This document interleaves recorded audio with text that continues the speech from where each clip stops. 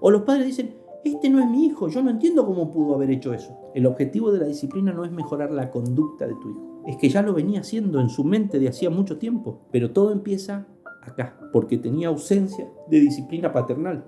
No es cuestión de ser buenito y bondadoso por fuera. Un deseo pecaminoso, eso se llama lujuria. Portate bien. No puede portarse bien porque tiene un problema del corazón. Los adolescentes, hacerlo conocedores de su pecaminosidad por culpa de la falta de disciplina de los padres y de darle acceso a información que no están preparados para recibir, un día deciden poner en marcha su plan. Luana, te vamos a dar la Biblia de estudio teológico. David nunca había reprendido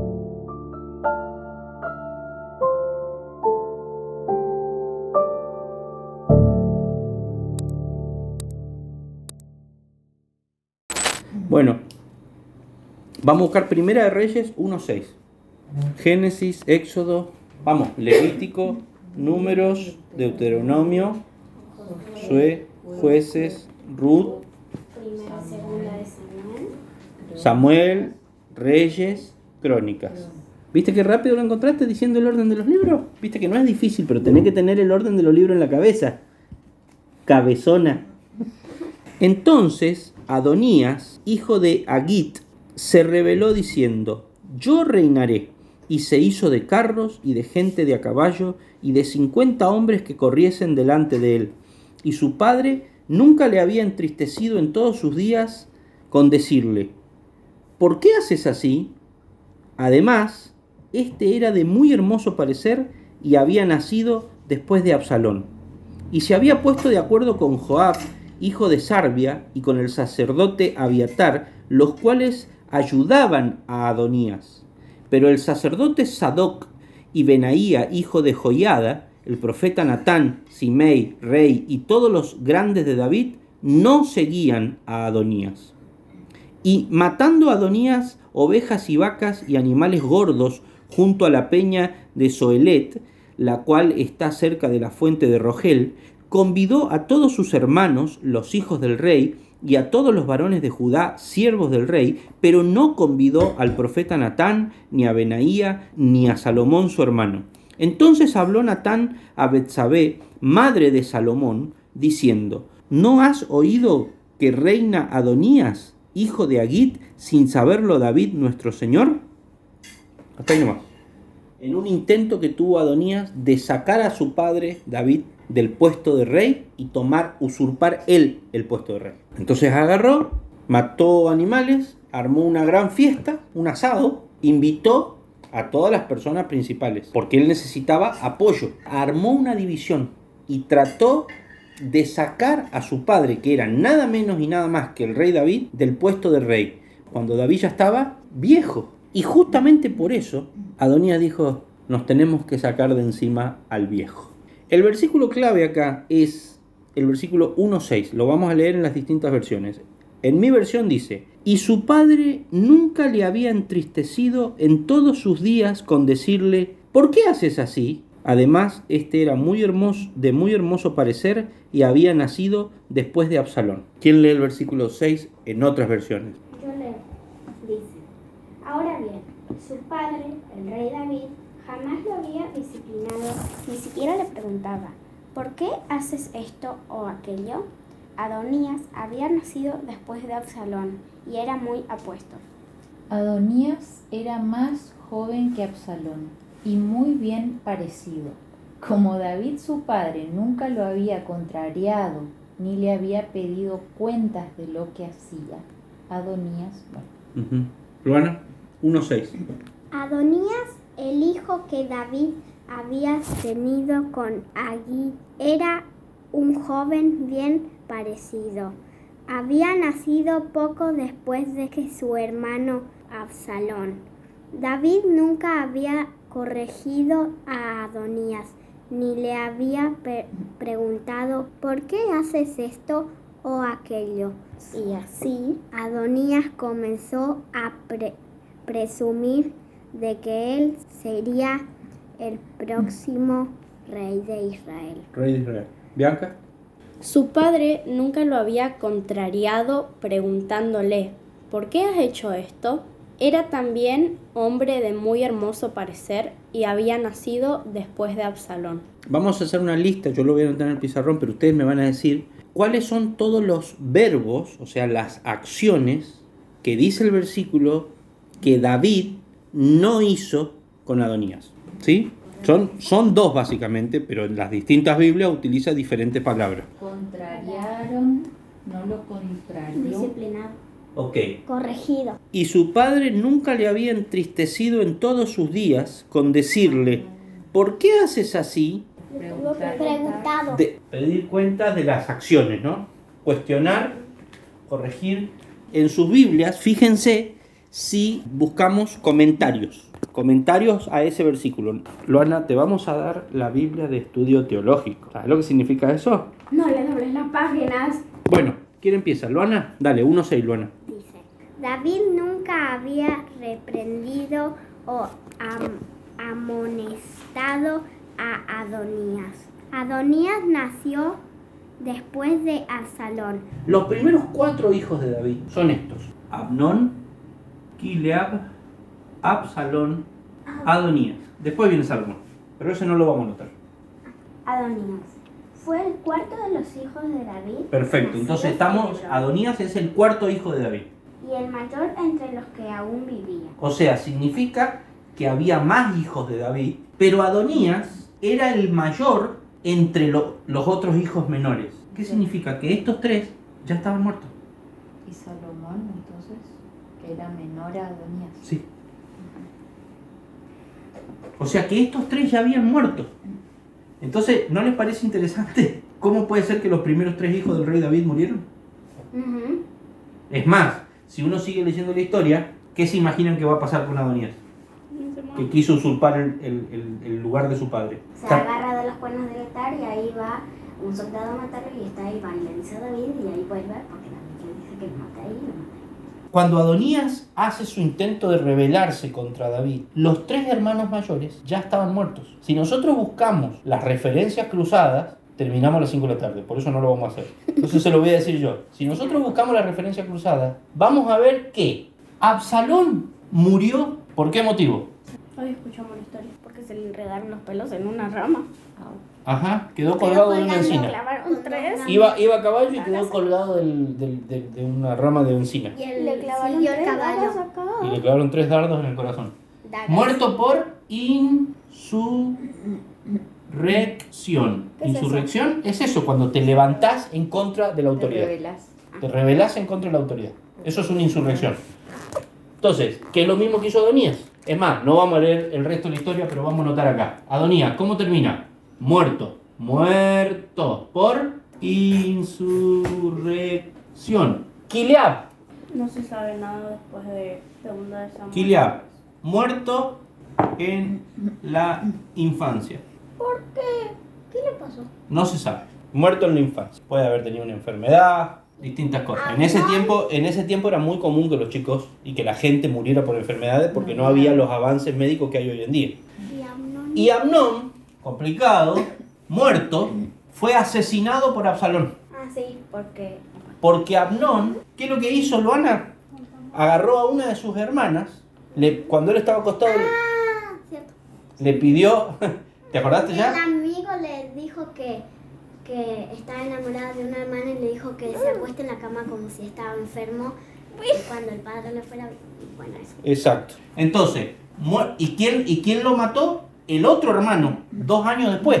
Le agarró tanta bronca que lo mandó a matar por sus soldados o sus amigos. Muerto por violador. Pero no era que... viola la ley. Entonces, No, el primo era. les presento a los primeros 4 hijos del rey David, del gran rey David. Abnón, violador, muerto, igual que el padre, ¿no? ¿No hizo eso David también? Cuando vio a la esposa de Urías, Betsabé, y le dijo vení, y hizo con ella como si él fuera el marido. Y cuando se enteró de que la mujer estaba embarazada, mandó a matar al marido, diciéndole justamente a Joab, que era el general del ejército, que lo pusiera a Urías en la primera línea del ejército para que fuera el que primero muriera, para que tuviera más chances de morir. O sea que David, el gran rey David, de donde desciende Jesucristo, fue un adúltero, ¿sí? El primer hijo de David fue un violador y fue asesinado por el tercer hijo de David, que se rebeló contra el padre y le quiso quitar el puesto del rey. El segundo hijo no sabemos, pero murió de joven. El cuarto hijo, Adonías, igual que el tercero, también fue muerto por rebelarse contra el padre. Segunda de Samuel 13:1. Dice: aconteció después de esto que, teniendo Absalón, hijo de David, una hermana hermosa que se llamaba Tamar, se enamoró de ella Amnón, hijo de David. Y estaba Amnón angustiado hasta enfermarse por Tamar su hermana, pues por ser ella virgen, le parecía a Amnón que sería difícil hacerle cosa alguna. Amnón estaba tan obsesionado con ella que se llegó a enfermar, y mientras ocupaba su tiempo de manera enfermiza pensando qué plan podía llevar a cabo, o sea, fíjense la cabeza pecadora que tenía Amnón, porque cuando dice hasta enfermarse significa que no fue de un día para el otro, significa que transcurrió mucho tiempo, pueden haber sido años en los que Amnón perseguía y quería estar con su hermana, pero había un problema. Su hermana estaba con el grupo de mujeres que todavía no estaban preparadas para ser novias o esposas de ningún hombre. En ese tiempo se usaba que ese grupo de mujeres que estaban siendo preparadas eran chicas todavía, o sea, no eran niñas, eran adolescentes, pero es como que estaban en una especie de grupo en donde se las protegía a esas chicas, y Amnón decía: ¿cómo puedo hacer para robármela a mi hermana? Porque el hecho de que ella pertenezca a ese grupo me impide hacer lo que yo quiero hacer. ¿Y cuál era el problema de Amnón? Que él no estaba acostumbrado a que le pusieran límites. Entonces, de grandecito, se encontró con un límite, que él quería tomar algo que estaba en un lugar a donde a él no le estaba permitido acceder y tomar eso. Pero él de chico había aprendido que él podía tomar lo que él quisiera. Fíjense cuál era el problema que tenía Amnón. El mismo problema que tienen todos los adolescentes y la mayoría de las personas hoy. Queremos tomar algo que es un error pretenderlo. Y sin embargo, ¿qué hacemos? Escuchen, en vez de tener control propio, dominio propio y aceptar que eso es incorrecto y que no lo podemos tomar, lo que empezamos a hacer es a planificar cómo podemos hacer para salirnos con la nuestra y tomar eso que estamos deseando. ¿Cómo podemos hacer para obtener nuestros deseos? Y tanto lo pensamos y tanto lo tenemos en nuestra mente que llegamos a enfermarnos, no de enfermarnos literalmente, sino de que vivimos vidas enfermizas, porque estamos todo el tiempo deseando, pero con un deseo muy intenso, aquello que no podemos obtener. ¿Saben cómo se llama eso? Un deseo pecaminoso por algo que le desagrada a Dios. Eso se llama lujuria. Esa es la definición de la palabra lujuria. Es un deseo no correcto por algo que no corresponde. Eso es lo que tenía Amnón. ¿Les digo algo? La mayoría de las personas hoy en este mundo viven continuamente en un estado de lujuria. Están viviendo acá, en este presente, pero su mente está en un escenario, en una situación en la que quieren estar, pero no es el presente real en el que están. Entonces vos tenés padres que están en su casa, con sus hijos y con su mujer, pero en su mente están en otro lugar, con otra mujer o con otro escenario, con otra escenografía. O sea que están viviendo en un estado de lujuria. Los adolescentes, por culpa de la falta de disciplina de los padres y de darle acceso a información que no están preparados para recibir, no solamente que no están preparados, sino que es incorrecta para todo tipo de edad, viven en un estado de lujuria, porque están en el colegio o están en sus casas, pero en su mente quieren estar en otro lado. ¿Y sabés qué están haciendo? Están trazando un plan en su mente para ver cómo pueden llegar a ser para alcanzar eso que quieren, como Amnón. ¿Y sabés qué termina pasando? Que un día deciden poner en marcha su plan. Y el día que deciden poner en marcha su plan, algo que ya vienen tramando de hace mucho tiempo, ¿sabés qué pasa, Albana? Es el día que los padres se van de su casa y dicen: se fue de la casa, de repente abandonó a la familia. No fue de repente. Hace años que viene viviendo en un estado de lujuria. O los padres dicen: este no es mi hijo, yo no entiendo cómo pudo haber hecho eso. Lo mismo que dijo David. Yo no entiendo cómo mi hijo pudo haber hecho eso. Es que ya lo venía haciendo en su mente de hacía mucho tiempo, porque tenía ausencia de disciplina paternal. Segunda de Samuel, capítulo 15, versículo 4, es la historia de Absalón. Y dice, y decía Absalón, ¿quién me pusiera por juez en la tierra para que viniesen a mí todos los que tienen pleitos o negocios y yo les haría justicia? ¿Qué quería hacer Absalón? Quitarle el reino. Quitarle el reino a su padre.